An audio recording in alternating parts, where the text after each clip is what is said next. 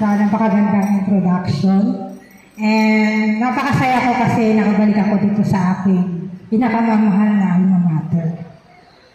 Good day to all of you, to my beloved alma mater, the Dili National High School, to the office in charge, school principal too, Dr. Elizabeth Sapucaso, ma'am, to the junior and senior high school teachers, ma'am, sir, to the non-teaching staff, to our beloved parents, to the awardees, to the completers, guests, parents, and friends. It is such an honor and joy to stand before you today. But before I move on, may I ask the completers to please stand up,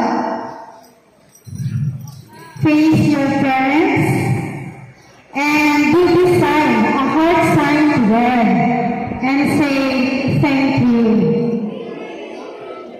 Yeah. Then now look at your teachers. Give them a warm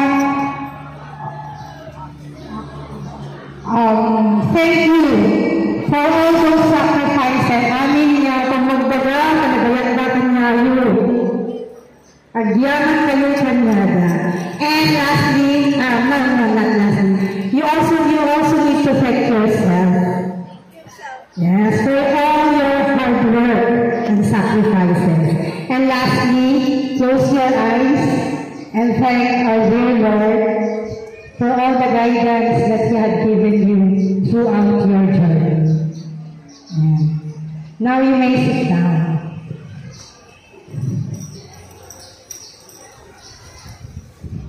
Now let me share you a story. It is not about fame or riches. It's about hope, hard work, and faith. And it is my story. Alam niyo, nagtimangkela iti hano kami nga dakil na pamilya tanag ko na dakil badil talima kami nga kakabsat. Upat kami nga Maria may salang lalaki. Siya may tapat. At aga dito yung pastil at kakabsat. Napadasan niyo ba? Dejay urayan ni tayo dagiti na hospital na lupot dagiti kakabsat ko dagiti mamanang yung nga si kayong tumetel iti mga subulan. Where kas jaya, gaputa, upat dagiti, tanangkat kami nga babae, talo dagiti manako. Napadasat tayo hindi agdasa na magmagnaabang kagot di tantalon. Kasi di balay ni galantag, batog na nagangkagong di tantalon, kaya di National Highway. Nubinalasin mo dagay Santa Cruz Central School. So I walk barefoot, holding my slippers and a bottle of water. Pagdating ko dun sa highway, I need to wash my feet. Then I will wear my slipper papunta sa school.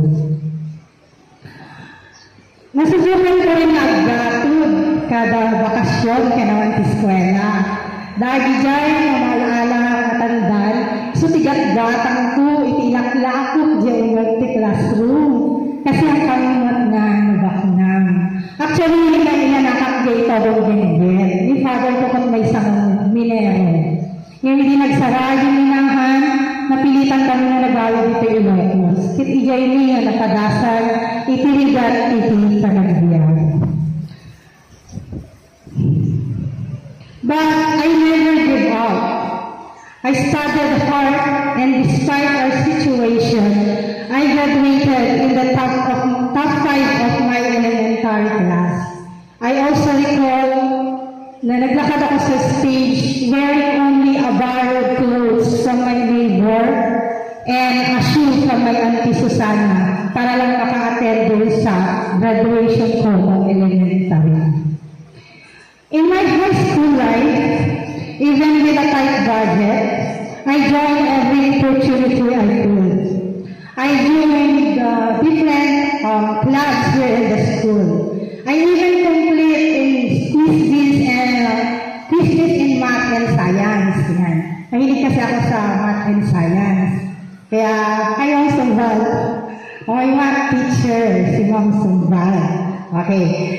And I also joined a journalism competition as my coach, Ma'am Limayo. So, 5 araw kami doon na nakikompete. I also served as an Alpha Captain in our Citizen Army training. Isang platoon yung hawak ko dati. And then, I made the most of what I had. But life brought unexpected turns. Right after high school, I didn't pursue my college. I got married, I became a full-time wife, a young mother, and later on, I became an overseas worker. Punta ako ng abroad. I thought working abroad would be a dream. Kala kasi natin, pag nag-abroad tayo, yayaman na tayo. Akala natin, napakaganda ng buhay sa abroad. Akala din natin, pag nag-asawa tayo, ganun lang, maganda agad yung buhay. But the reality was really different. I met fellow Filipinos who had better jobs because they finished their degrees.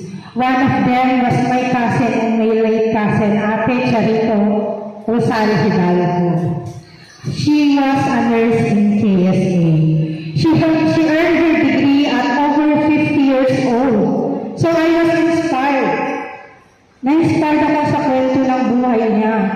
She told me it's never too late to dream for yourself.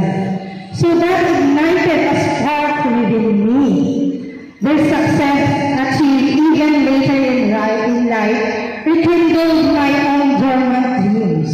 So in 2013, I came home after working abroad. I opened a small businesses while raising our children, and my husband went back and continued working abroad. Then in 2016, I made a life-changing decision.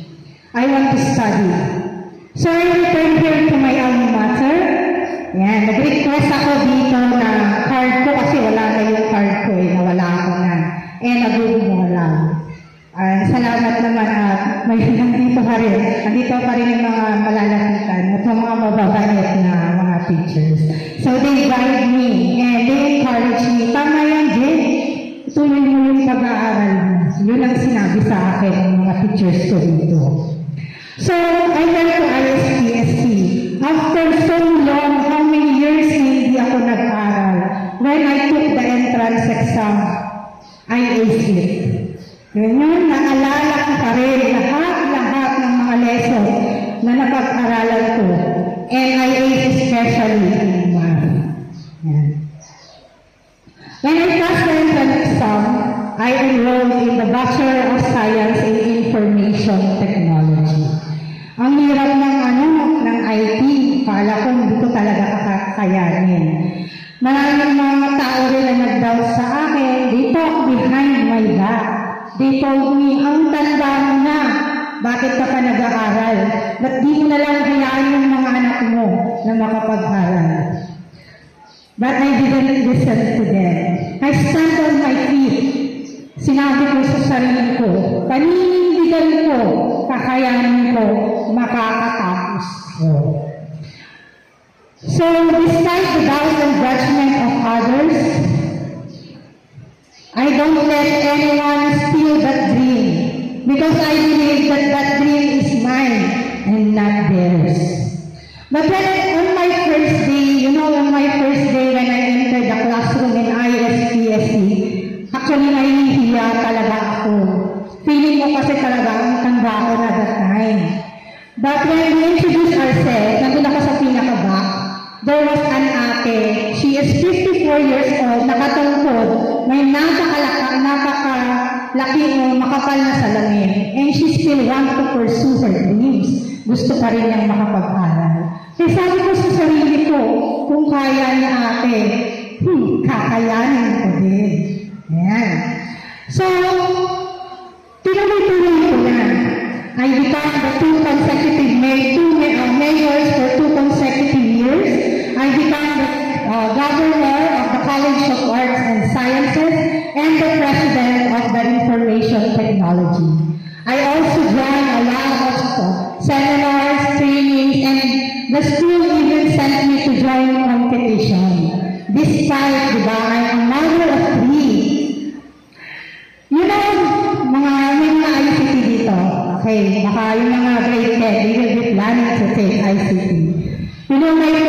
programming a simple hello world in C language, it took me 3 hours to program. Because on my time, iba pa kasi yung programming that time. We only use command prompt and notepad. Wala pang mga application. We call that hardcore programming. So you need to memorize line by line. Akala ko talaga noon, hindi ko talaga siya kakayanin. Pero nagpursige ako. Pag uwi ko ng bahay, pagkatapos kong gawin lahat ng mga gawain sa bahay, I took my laptop, I watched video tutorial, I helped myself. And luckily, yun na nga, I graduated cum laude.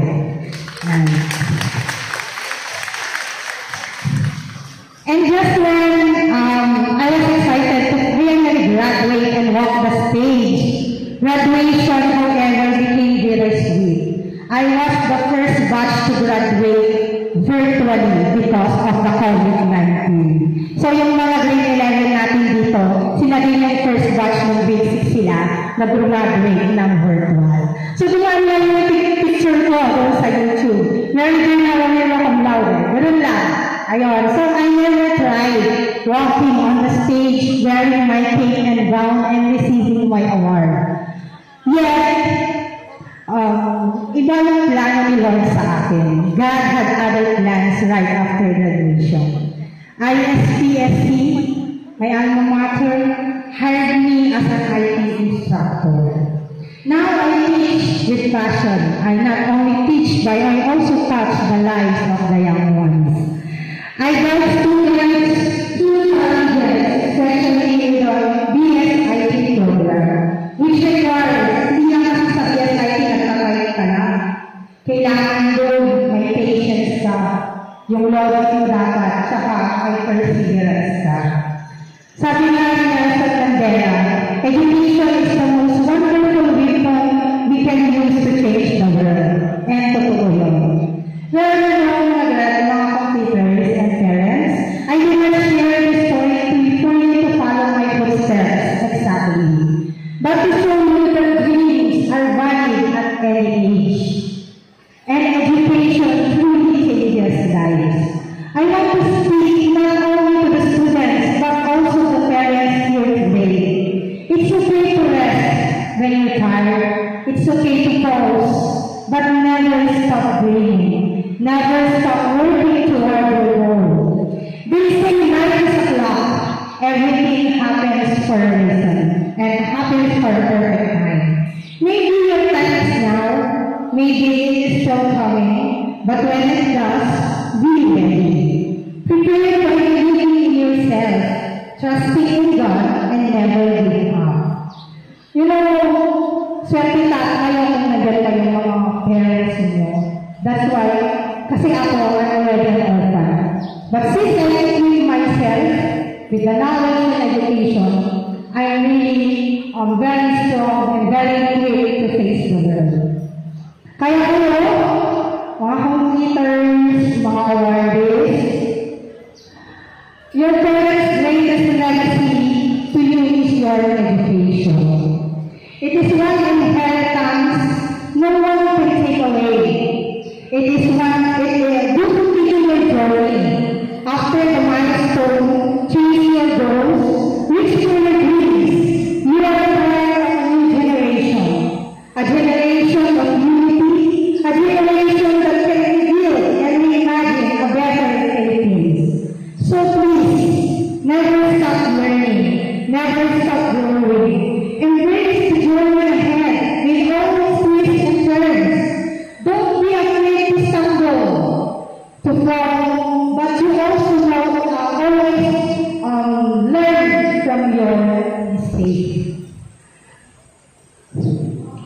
Because in those moments of challenge that you discover your true strength, your true potential.